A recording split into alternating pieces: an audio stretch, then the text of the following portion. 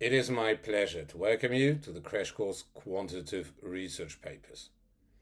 This is the last video of this crash course. It is about the last section of a quantitative research paper, the discussion.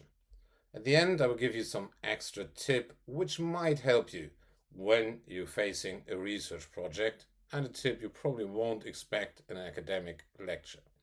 But first, let's get on to the discussion. What do you do in the discussion? The discussion has typically two subsections. Subsection 1 is implications, subsection 2 is limitations and outlook. In the first subsection, the subsection implications, you interpret your results. In the previous section, the fifth section, results of your research paper, you have just shown the results without interpreting them. Now it's time to interpret your results. And perhaps you might think back on the first video, the first lecture of this crash course. I told you you're researchers, and what do you do as a researcher? You try to come closer to the truth so that, because of these findings, the world can become a better place. And this is what you should have in mind when writing the discussion. You should explain your results, what reasons are behind your numbers. And then, as the world should be a better place, you should tell the world what does the results mean for academia and for practice. How can the world become a better place? And in this context, not necessarily, but quite often, it is a good idea to compare your results and your findings and implications with the findings of other researchers, other research articles. That you might say, our results or my results confirm the findings of XY, or my findings contradict the findings of XY, and these might be the reasons for this. But I would say the most important part is, what do the results mean for academia and practice? Now you came to great results, and within the discussion section, you have great implications and great findings, and the world can be a better place. But you are not God. You're not at the end of all of the wisdom that's there.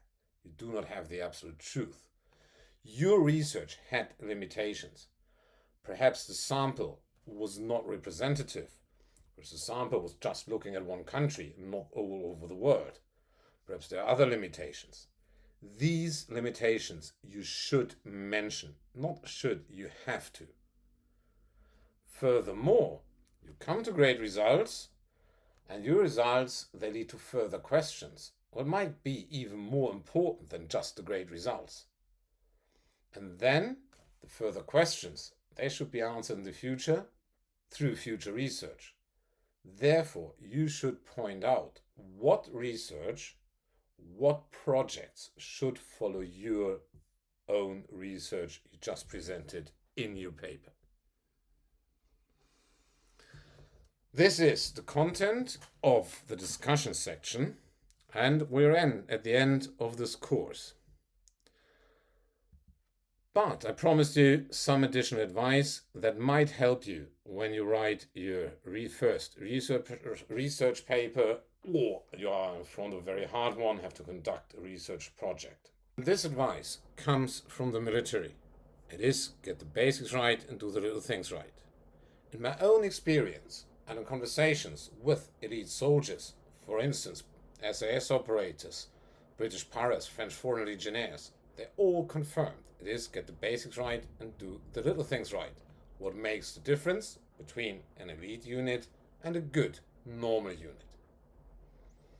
Get the basics right. Elite units have a stronger mindset, a stronger body, and they do not do different things compared with normal units, but they do all the little things more efficiently and more effectively. And this is the same for research. There's not the genius idea that stems from a lightning got sent into the brains of super researchers. No, that's not the case. Unless you have a narcissist in front of you, every top researcher will confirm Get the basics right, I have a solid, good research idea and concept. And then I do the little things right, go through the process I have explained in this crash course, and do there every step thoroughly right. Do the little things right. Furthermore, what you need to show when you have a research project, when you have to write a research paper, is discipline, determination. There will be tough times, there's no doubt. Research is absolutely great and this is very rewarding. But in every project, with the odd one out, in every project, you will face a period, at least one, where you say, it's so hard, I can't see this anymore, I would like to quit this thing. Then, not only then, but especially then, discipline, determination, press on. These two golden rules, they will help you in every way of life, but they will especially also help you when you conduct research. Talking of conducting research, at the end, I would say thank you for your attention here, and more importantly, I wish you all the success for your research, and for now, it is bye-bye.